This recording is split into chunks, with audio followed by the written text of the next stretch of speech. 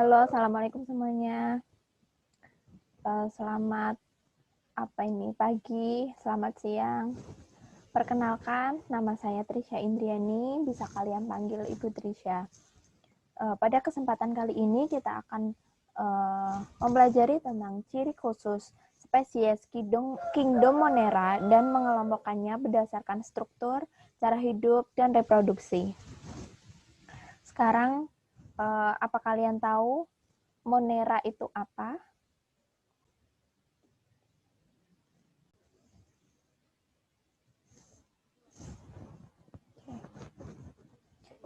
Kingdom Monera. Kata Monera berasal dari bahasa Yunani yaitu moneres yang berarti tunggal. Hal tersebut sesuai dengan jumlah sel anggota Monera, yakni bersel tunggal. Struktur sel Monera masih sederhana, inti selnya belum memiliki membran inti, sehingga Monera digolongkan sebagai prokariot.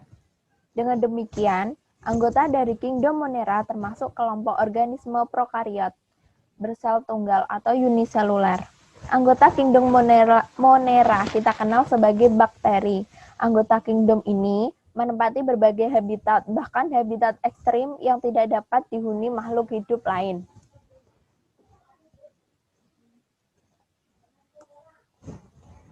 Selanjutnya, pengelompokan Kingdom Monera. Yang pertama, Archaebacteria. Archaebacteria dibagi menjadi 3, yaitu bakteri metanogenik, bakteri halofilik, dan bakteri termofilik. Bakteri metanogenik bersifat anaerobik dan chemoautotrof. Bakteri metanogenik memiliki metabolisme yang unik, yakni menggunakan H2 dan CO2 untuk membentuk metana. Bakteri ini akan mati apabila di sekitarnya terdapat oksigen. Oleh karena itu, bakteri ini hidup di tempat-tempat yang mengandung sangat sedikit oksigen. Contohnya di rawa-rawa dan tumpukan sampah. Yang kedua, bakteri halofilik. Bakteri halofilik diberi nama berdasarkan habitatnya. Halofilik berasal dari bahasa Yunani. Halo yang artinya garam dan philos yang artinya suka. Bakteri halofilik hidup di tempat yang memiliki salinitas atau kadar garam yang tinggi, seperti di Great Salt Lake Amerika. Yang ketiga yaitu termofilik. Bakteri termofilik hidup di tempat yang bersuhu tinggi. Kondisi optimal bagi Archaebacteria ini berkisar antara 60 derajat Celcius hingga 80 derajat Celcius. Contoh dari bakteri termofilik ini adalah Sulfolobus.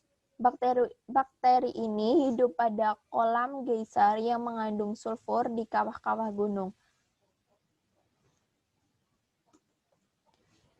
Yang kedua yaitu Eubacteria. Eubacteria merupakan bakteri yang lebih umum dikenal daripada bakteri Archaebacteria.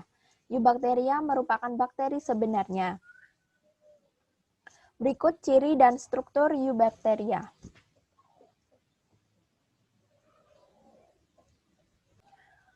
Pada umumnya, bakteri tidak memiliki klorofil. Akan tetapi, beberapa jenis bakteri ada yang memiliki pigmen serupa dengan klorofil.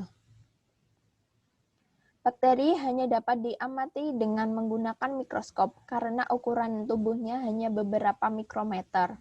Sel bakteri terdapat 3 komponen, yakni dinding sel, ini dinding sel yang berwarna biru, membran plasma. Membran plasma ini berada di bawah dinding sel.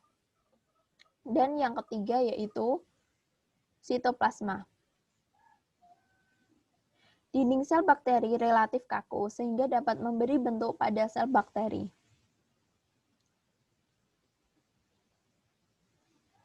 Umumnya, dinding sel bakteri tersusun atas peptidoglikan, yaitu suatu molekul yang mengandung rangkaian disakarida dan ikatan peptida. Membran plasma pada bakteri merupakan lapisan hialin yang tersusun atas lipoprotein. Membran plasma terletak di bagian dalam dinding sel. Membran ini merupakan pintu keluar dan masuknya zat-zat di dalam sel, seperti glukosa, asam amino, dan zat-zat metabolik lainnya, yang merupakan komponen sitoplasma. Beberapa jenis bakteri mempunyai struktur tambahan, yaitu seperti flagel. Flagel ini yang menyerupai ekor ini ya. Flagella dapat ditemukan pada salah satu ujung, kedua ujung, ataupun di seluruh permukaan tubuh bakteri. Jadi flagella itu yang ini ya, yang berbentuk seperti benang atau ekor.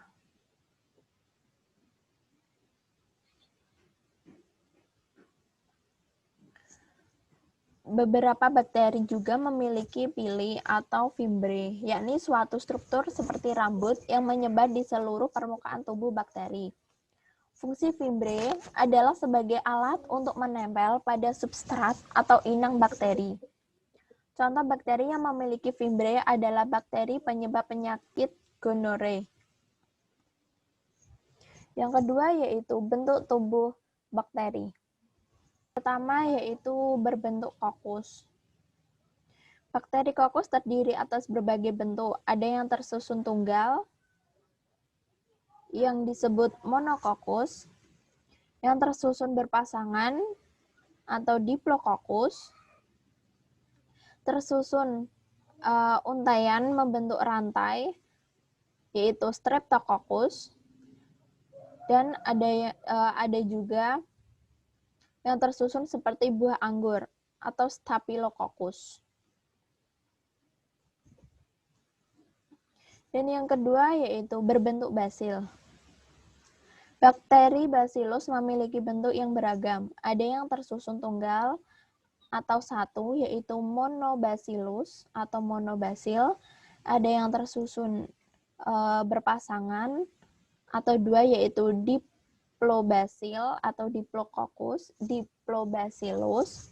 Dan ada juga yang menyerupai untaian rantai, yang disebut streptobacil.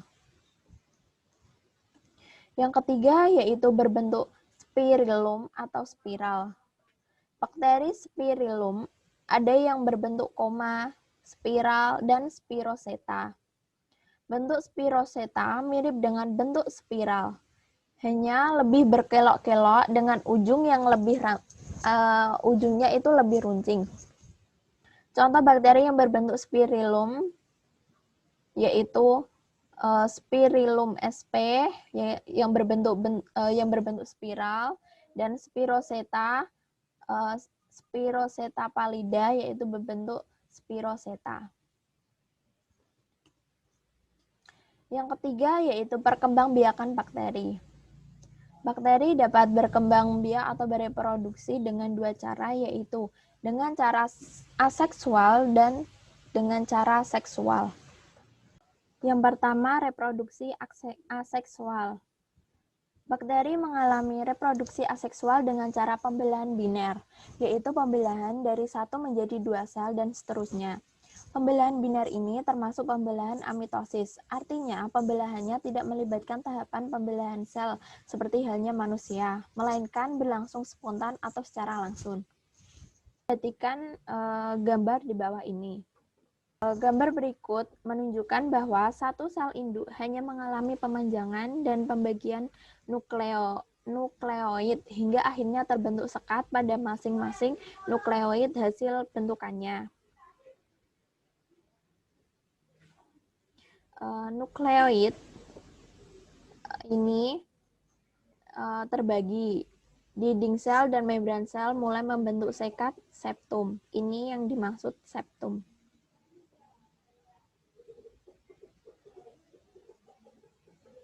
Terus selanjutnya terbentuk dua anak sel.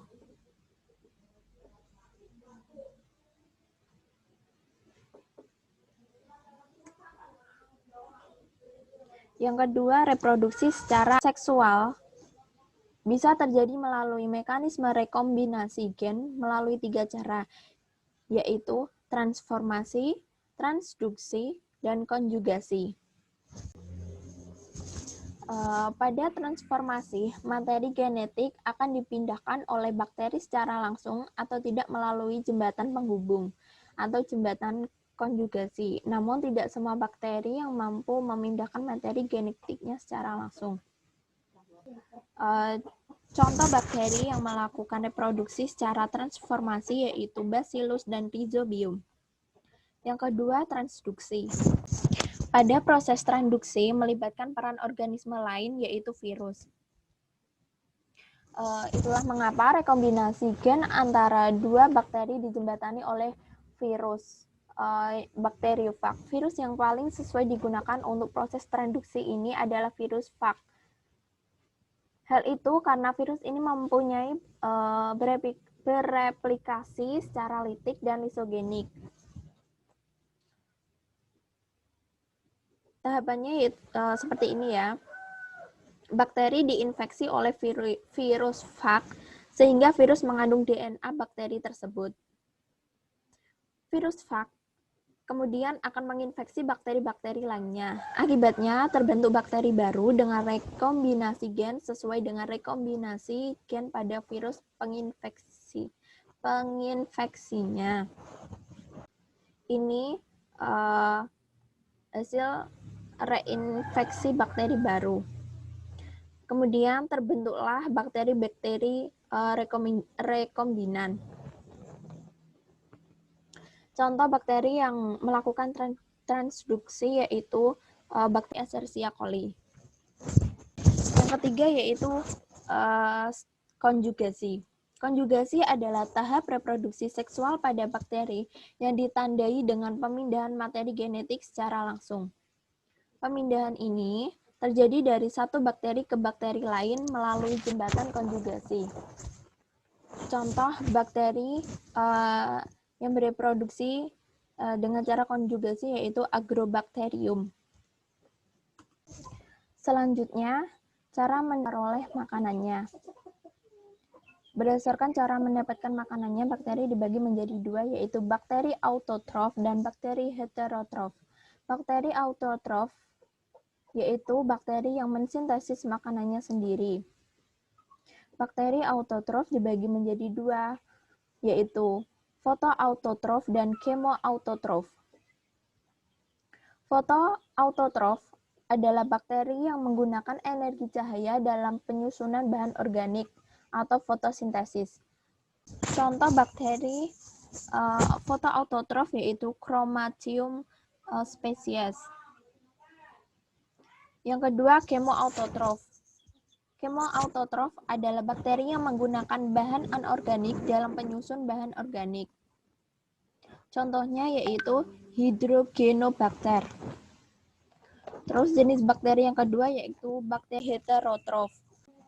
Bakteri heterotrof adalah bakteri yang mengambil senyawa organik dari organisme lain. Bakteri heterotrof dibagi menjadi dua, yaitu bakteri saprofit dan bakteri parasit. Bakteri saprofit yaitu pengurai sisa makhluk hidup. Contohnya Mycobacterium. Dan yang kedua bakteri parasit yaitu bakteri yang menjangkiti inang. Contohnya Bacillus anthracis. Sekian penjelasan dari saya. Jangan lupa poin-poinnya dicatat. Wassalamualaikum warahmatullahi wabarakatuh.